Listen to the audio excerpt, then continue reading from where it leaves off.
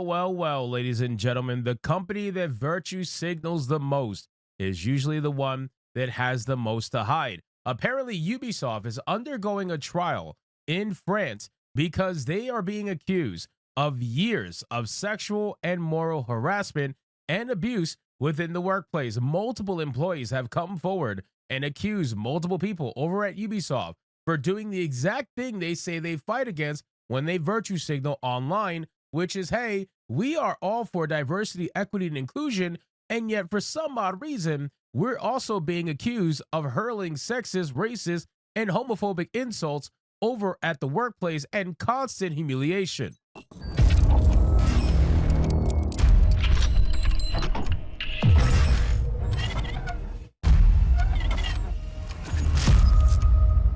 I got to tell you, ladies and gentlemen, this kind of a headline is not too shocking when it comes for a company like Ubisoft, just like it wasn't shocking when it happened to Activision Blizzard. These companies that virtue signal every single day are usually the ones that have the most to hide. They're the ones with skeletons in their closet, and now it seems like this lawsuit, this potential trial, is going to expose it all. So let's get into this article, guys. But of course, before we do, if you are new here, just consider hitting that subscribe button. I would greatly appreciate it, and like the video to push us out into that YouTube algorithm. So the headline reads, Ubisoft trial, justice lifts the veil on years of sexual and moral harassment, sexist, racist, or homophobic insults. This one especially is hilarious. You talking about Ubisoft, the company that loves virtue signaling to LGBTQ? That's interesting. Constant humiliation. 3 former senior executives will explain themselves from Monday before the criminal court on the systemic sexual and moral harassment that they are accused of having carried out within Ubisoft, the French video game giant.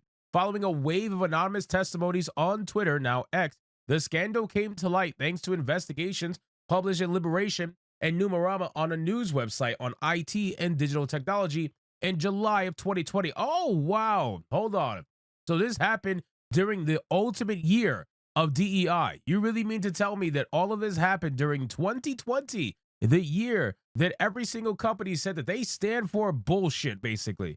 You mean to tell me that's when all of this went down? Very interesting. In the process, Sergei Hoskot, creative director and number 2 of the group, resigned. Thomas Francois and Guillaume Petrux was dismissed for serious misconduct. These are the 3 men that the court will try from March 10 to March 14, suspected of having led and encouraged toxic management within the studio, according to sources closest to the case. The damning testimonies of the plaintiffs against Thomas, known as Tommy Francois, then vice president of the editorial department of Ubisoft, exposes the atmosphere that he created in the premises in Montreal. Now, guys, I got to tell you, man, this is eerily reminiscent of what happened with Activision. But the funny thing is, nobody really talks about the Activision thing anymore. You want to know why? Because Activision decided to do all of the virtue signaling nonsense, the DEI nonsense, after the lawsuits were filed against them. You know, Activision was basically put through the ringer when it comes to the court system and all these accusations against the company about toxic workplace, sexual harassment, especially. A bunch of women came forward and all this nonsense. And that's when they decided to do the virtue signaling stuff. That's when they decided to do the body type A and B for World of Warcraft. Or they removed all the women paintings in WoW and replaced it with fruit, right? They did all this stupid shit to try to virtue signal and say, hey, we're totally not bad guys. We changed. We did whatever. It's the same thing here with Ubisoft. Ubisoft has been putting out all of this nonsense over the last few years. And since this happened in 2020, it makes you wonder, gee, why did they start doing this? Aside from the whole, George Floyd stuff. It says during the period of prevention retained by the courts from January 2012 to July 2020, Thomas Francois was between 38 and 46 years old. His office habits showing pornographic films with the sound on loudspeaker, kissing employees on the mouth by surprise, playing cat and dick. What the fuck is cat and dick? Commenting in public on physical appearance of employees whom he calls bitch, ugly, slut, or cod. While she is wearing a skirt, Tommy Francois forces a young colleague he had just hired to do a handstand in the open plan office. Bro, what is this shit? Are we the Wolf on Wall Street? Like, is this serious right now? Some of these stories I have a hard time believing. I understand there are some corporate settings where it is just wild, right? I get it, right? Like the Wolf of Wall Street, I feel like really exposed that level of wild nature that was happening in certain corporate settings. But damn, man, you mean to tell me people are still doing this shit in 2020 and beyond, where they're just making women do handstands in the open office. I mean, what are we doing here? He ties the same employee to the chair, puts her in the elevator, and sends her to another floor. Or he smears her face with felt tip pen and forces her to attend a meeting without being able to wash herself. What? Bro, did this really happen? This almost sounds too ridiculous to be true.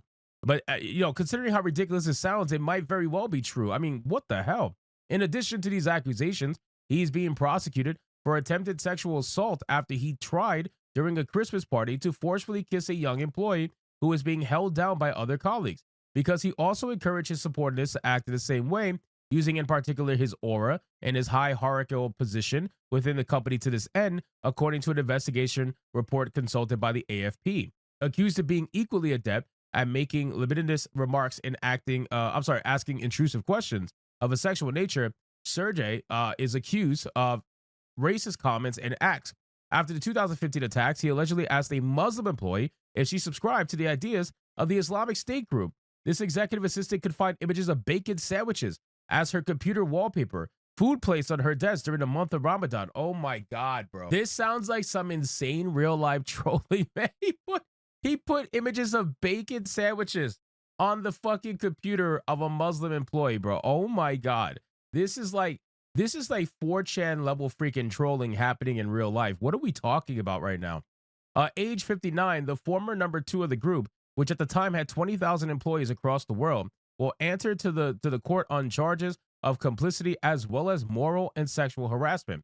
The third defendant in this trial, the former game director, Petrux, 39 years old, is being dismissed from moral harassment. A dozen of witnesses were heard during the investigation, but a large number gave up on filing a complaint for fear of reactions from the video game industry, according to the report seen by the AFP. Wow. So this kind of stuff, I do believe, because this is why people do not speak out against the DEI nonsense. They are so scared of being blacklisted by the industry that they want to be in so badly that they're willing to deal with the nonsense in order to just stay working and be left alone. So I do believe that they are not wanting to come forward because they don't want to be blacklisted by the industry. And if they come forward, their names are going on public record. And obviously, it's probably not going to end well for them. During their hearings, these people deplored the inertia of human resources. Despite being alerted to this behavior, the same source reported, at the initiatives of the first complaints in July 2021, the Solidaires Informatique Union denounced that the workings of a system which manipulates, exhausts, and crushes the company's workers. One of the 9 victims who filed a civil suit was subjected to multiple humiliating acts and remarks which caused significant psychological repercussions, Benjamin Bobot told AFP. Sergey categorically denies having harassed a single one of his colleagues. He denies having any knowledge of reprehensible acts committed by various Ubisoft employees, according to the statement sent to the AFP by his lawyer, an argument that the civil parties are challenging. From the moment it is something anchored in the company and the managers do not intervene to stop it, it is systemic to the company, comments Ms. Charlotte Marigon. I have seen several cases of moral and sexual harassment, and I've never seen such a desire to humiliate as the lawyer for the Video Game Workers Union. So this thing is going to get ugly. It's going to get ugly. You're going to have people, I mean, I don't know if people are going to come out and speak out against the ones who are being sued right now, but it's going to get ugly. And Ubisoft's entire dirty laundry is probably going to be exposed pretty damn soon. And we're going to be following this trial to see if any more information shows up about this. But I'll tell you this, I am not surprised to see Ubisoft in the headlines for a lawsuit that deals with sexual harassment or any kind of racism or homophobic insults at all, considering how much they virtue signal. I guarantee they have the most to hide. So anyway, guys, thank you so much for watching this video. Hope you did enjoy. If you did, consider leaving me a subscribe. I would greatly appreciate it. Don't forget to like the video, comment, let me know what you thought, and I'll see you guys on the next one. Hypnotic out.